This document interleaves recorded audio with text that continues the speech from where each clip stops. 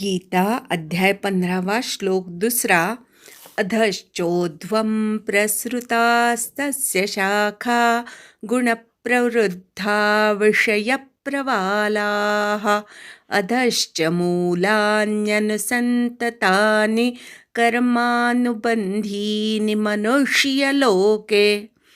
अधश्चोर्ध्वं धवर आघात अनुस्वाराचा म प्रसृतास्तस्य शाखा ता म्हणून नंतर अर्धा स म्हणायचा, पुढच्या तवर आघात घ्यायचा. प्रसृतास्तस्य शाखा गुणप्रवृद्धा नवर आघात वृवर आघात विषय प्रवालाः विषय मधल्या यवर आघात घ्यायचा. अधश्च धवर आघात मूलान्यनुसंततानि मू दीर्घ आहे ला पूर्ण म्हणायचा. मूलान्यनुसंततानि कर्मानुबंधीनी मनुष्यलोके. कर्ममधल्या क वर आघात आणि मनुष्यमधल्या नूवर आघात. धी दीर्घ आहे. अधश्चोर्ध्वं प्रसृतास्तस्य शाखा गुणप्रवृद्धा विषयप्रवालाः अधश्चोर्ध्वं प्रसृतास्तस्य शाखा गुणप्रवृद्धा विषयप्रवालाः अधश्चोर्ध्वं प्रसृतास्तस्य शाखा गुणप्रवृद्धा विषयप्रवालाः अधश्चोर्ध्वं प्रसृतास्तस्य शाखा गुणप्रवृद्धा विषयप्रवालाः अधश्च मूलान्यनुसन्ततानि कर्मानुबन्धीनि मनुष्यलोके. अधश्च मूलान्यनुसन्ततानि कर्मानुबन्धीनि मनुष्यलोके. अधश्च मूलान्यनुसन्ततानि कर्मानुबन्धीनि मनुष्यलोके. अधश्च मूलान्यनुसन्ततानि कर्मानुबन्धीनि मनुष्यलोके. अधश्च मूलान्यनुसन्ततानि कर्मानुबन्धीनि मनुष्यलोके. अधश्चोर्ध्वं प्रसृतास्तस्य शाखा गुणप्रवृद्धा विषयप्रवालाः अधश्च मूलान्यनुसन्ततानि कर्मानुबन्धीनि मनुष्यलोके. संधी विग्रह. अधः च ऊर्ध्वं प्रसृताः तस्य शाखाः गुणप्रवृद्धाः विषयप्रवालाः अधः च मूलानि अनुसंततानि कर्मानुबंधीनि मनुष्यलोके. अधः म्हणजे खाली किंवा कनिष्ठ प्रकारचं, च म्हणजे आणि, ऊर्ध्वम म्हणजे वरती किंवा श्रेष्ठ प्रकारची, प्रसृताः पसरलेल्या आहेत, तस्य म्हणजे त्याच्या, शाखाः म्हणजे फांद्या, गुणप्रवृद्धाः म्हणजे 3 गुणांवर वाढलेल्या. हा सामासिक शब्द आहे. गुणैः प्रवृद्धाः तृतीया तत्पुरुष समास होतो. विषयप्रवालाः म्हणजे विषयरूपी कोवळी पानं असणाऱ्या. हा सामासिक शब्द आहे. विषयाः एव प्रवालाः यासां ताः बहुब्रूही समास. अधः म्हणजे खाली किंवा कनिष्ठ प्रकारची, च म्हणजे आणि, मूलानी म्हणजे मुळं, अनुसंततानी सर्व बाजूंनी व्यापून राहिली आहेत. कर्मानुबंधीनी कर्मानुसार बांधून टाकणारी, कर्मानुसार बंध प्राप्त करून देणारी. हा सामासिक शब्द आहे. त्याची फोड आहे कर्मणः अनुबंधीनी. षष्ठी तत्पुरुष समास होतो. मनुष्यलोके मनुष्यलोकामध्ये किंवा पृथ्वीलोकामध्ये. मनुष्याणां लोकः षष्ठी तत्पुरुष समास मनुष्यलोकः. अन्वय तस्य गुणप्रवृद्धाः विषयप्रवालाः शाखाः अधः च ऊर्ध्वं प्रसृताः मनुष्यलोके कर्मानुबंधीनि मूलानि अधः च अनुसंततानि.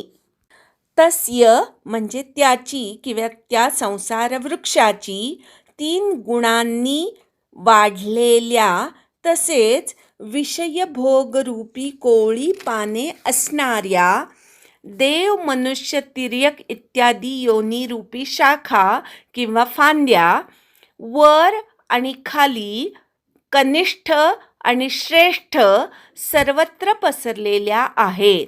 मनुष्यलोकात कर्मांना अनुसरून बांधून टाकणारी मुळंसुद्धा खाली आणि वर सर्व लोकांना व्यापून राहिलेली आहेत. पहिल्या श्लोकामध्ये आपण बघितलं की ह्या सृष्टीला किंवा या संसाराला वृक्षाचं रूपक करून भगवंतांनी उलगडून सांगायला सुरुवात केलेली आहे. प्रथम सांगितलं की हा वृक्ष कसा आहे, तर ह्याचं मूळ वर आहे आणि सगळ्या फांद्यांचा विस्तार खाली झालेला आहे. परमात्मा हे श्रेष्ठ मूळ वर आहे आणि कनिष्ठ सगळ्या फांद्या इत्यादी खाली वाढलेल्या आहेत. या वृक्षाला अव्यय असं म्हटलं जातं. अश्वत्थ म्हणजे ज्याच्यामध्ये सतत बदल होतात असा हा वृक्ष आहे. वेद ही या वृक्षाची पानं आहेत. हा सगळा भाग आपण पहिल्या श्लोकात बघितला. आता भगवंत या दुसऱ्या श्लोकामध्ये या वृक्षाच्या फांद्या आणि त्याचा विस्तार, त्याचप्रमाणे त्याला अजून मुळं पण फुटलेली आहेत त्याबद्दल अधिक सांगत आहेत. आता याला वृक्ष म्हटलं म्हणजे वृक्षाचं पोषण व्हायला पाहिजे. मग कुठल्या गोष्टीवर हा वृक्ष पोसला जातो, तर 3 गुणरूपी कोवळ्या पालवीच्या द्वारे हा वृक्ष वाढतो. सत्व रज तम हे 3 गुण आणि त्या 3 गुणानुसार अनेक प्रकारचे विषय उपभोग आपण घेत असतो. सत्वगुणी माणूस चांगल्या चांगल्या गोष्टींचं दूध, पाणी इत्यादीचा उपभोग घेईल, तर रजोगुणी माणूस विविध प्रकारची सरबतं, कोल्ड्रिंक यांचा आस्वाद घेईल, तर तमोगुणी माणूस मदिरा इत्यादी व्यसनांचा उपभोग घेईल. हे फक्त पिणे या विषयाबद्दल सांगितलं. असेच खाणे, बोलणे, उठणे, बसणे, ऐकणे, बघणे या सर्व विषयांचे सत्वरजतम गुणानुसार विविध विषय आणि त्या विषयांच्या पालवीमुळे या वृक्षाची वाढ होते. जशी पालवी असते ती पालवी प्रथम छोटी असते, पण पुढे तीच वाढून त्याच्या पुढे फांद्या तयार होतात. त्याप्रमाणे इच्छेच्या द्वारे छोटासा विषय आधी मनामध्ये घुसतो, पण नंतर तीच इच्छा मोठं स्वरूप प्राप्त करून घेते. अशा प्रकारे 3 गुणातून अनेक प्रकारच्या विषय वासना यांची इच्छा जागृत होते आणि ह्या विषयरूपी कोवळ्या पालवीच्या द्वारे या वृक्षाचा विस्तार होतो. या वृक्षाला अनेक फांद्या फुटतात. पहिली जी फांदी आहे ती सत्वगुणाची देवरूपी देवयोनी ही पहिली फांदी आहे. ती देवलोकाकडे किंवा स्वर्गलोकाकडे घेऊन जाते. दुसरी फांदी जी आहे ती मनुष्य रूपी रजोगुणातून मनुष्यरूपी दुसरी फांदी फुटते आणि ती मनुष्य रूपी फांदी ह्या पृथ्वी तलावर मनुष्य रूपाने पुन्हा पुन्हा जन्म घ्यायला लावते. तिसरी जी फांदी आहे ती फांदी म्हणजे तमोगुणाची तिसरी शाखा आणि ह्या तिसऱ्या शाखेच्या द्वारे विविध प्रकारच्या तिर्यक योनीमध्ये जन्म घ्यावा लागतो.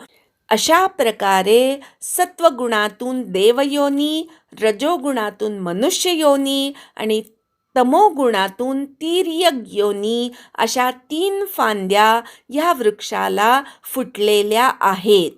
आता ह्या वृक्षाच्या फांद्या खाली आणि वर दोन्हीकडे पसरलेल्या आहेत. देवयोनीमध्ये म्हणजे स्वर्गामध्ये सुद्धा अनेक पुन्हा त्याच्या छोट्या छोट्या फांद्या निर्माण होतात. मनुष्य योनीमध्ये सुद्धा अनेक फांद्या निर्माण होतात आणि तमोगुणातल्या तिर्यक योनीमध्ये सुद्धा पुन्हा अजून छोटे छोटे अनेक जीव निर्माण होतात. म्हणून ह्या वृक्षाच्या फांद्या खाली आणि वर सगळीकडे पसरलेल्या आहेत. मुख्य फांदी जी आहे ती ब्रह्मदेवापासून सर्व लोकांमधल्या देवता, मनुष्य, पशुपक्ष्यादी योनींची उत्पत्ती आणि विस्तार हे सगळं या फांद्यांच्या रूपाने इथे भगवंतांनी विशद करून सांगितलेलं आहे. प्रसृता म्हणजे वाढलेल्या आहेत. ह्या वृक्षाच्या सत्वरजतम ह्या 3 गुणांमुळे खाली आणि वर अशा सगळीकडे विविध शाखा पसरलेल्या आहेत. मनुष्य लोकामध्ये सुद्धा अनेक प्रकारची कर्म केली जातात आणि त्या कर्मांच्या अनुबंधानुसार मनुष्य जो आहे तो ममत्वानी ग्रस्त असतो. मनुष्याला अहंकार पुष्कळ असतो. अनेक प्रकारच्या वासना मनुष्याच्या ठिकाणी असतात आणि म्हणून अहंता, ममता, वासना ही मुळं आहेत मनुष्याला पुन्हा पुन्हा जन्म घ्यायला कारणीभूत असणारी. अशा प्रकारे मनुष्य लोकामध्ये कर्मांनुसार विविध योनींमध्ये पुन्हा पुन्हा जन्म घ्यावा लागतो. अहंता, ममता आणि वासना ह्या मनुष्याला पुन्हा पुन्हा मनुष्य जन्मांमध्ये 4000 मनुष्य योनी आहेत आणि त्या 4000 मनुष्य योनींमध्ये मनुष्याला पुन्हा पुन्हा जन्म घ्यावा लागतो.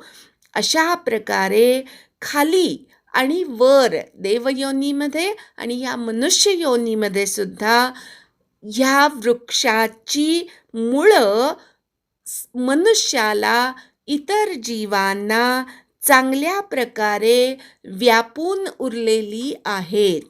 मनुष्य जन्मामध्ये मनुष्य अनेक प्रकारची कर्म करतो. त्याने सात्विक कर्म केली तर त्या सात्विक कर्माच्या पुण्याईच्या द्वारे त्याला पुढे देवयोनी प्राप्त होते. पण त्यांनी मनुष्य योनीमध्ये राहून मनुष्याच्या सारखी आसक्तीयुक्त होऊन कर्म केली तर त्याला पुन्हा पुन्हा मनुष्य लोकामध्येच खाली आणि वर जन्म घ्यावा लागतो. म्हणजे खाली म्हणजे अधयोनीमध्ये किंवा मनुष्य जन्मामधला कष्टकर्याचा जन्म किंवा दुःख भोगण्याचा जन्म त्याला घ्यावा लागतो. जर त्यांनी सत्कर्म केली पण इतकी पण नाही केली की देवयोनी प्राप्त व्हावी, पण सत्वगुणाची त्याने कास धरलेली आहे तर तो मनुष्य लोकामध्येच उन्नत कुलांमध्ये जन्म घेतो. योग्यांच्या घरी, श्रीमंतांच्या घरी, जिथे चांगले संस्कार आहेत अशा संतांच्या घरी मनुष्य जन्म येणं हे मनुष्य जन्मातली उन्नत योनी आहे किंवा मनुष्य जन्मातला उन्नत जन्म आहे आणि असा जन्म सत्कर्माचं फळ म्हणून त्याला प्राप्त होतो.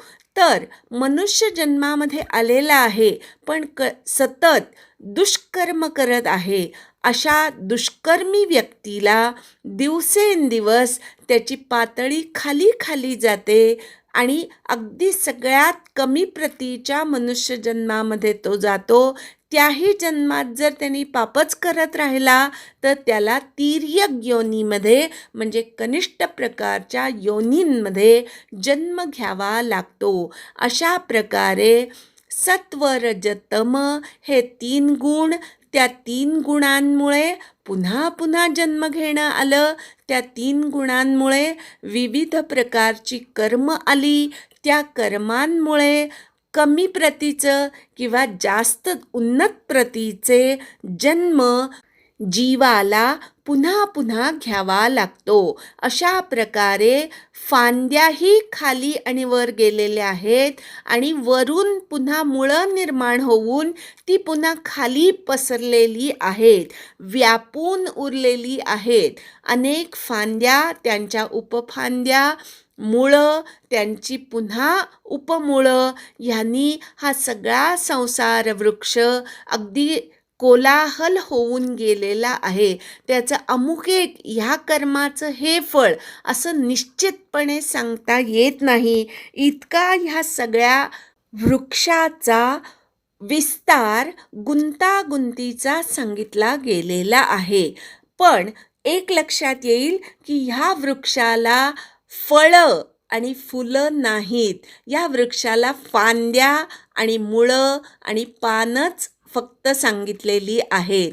एकदा श्लोक म्हणूया आणि थांबूया. अधश्चोर्ध्वं प्रसृतास्तस्य शाखा गुणप्रवृद्धा विषयप्रवालाः अधश्च मूलान्यनुसन्ततानि कर्मानुबन्धीनि मनुष्यलोके. हरि ओम तत्सत्.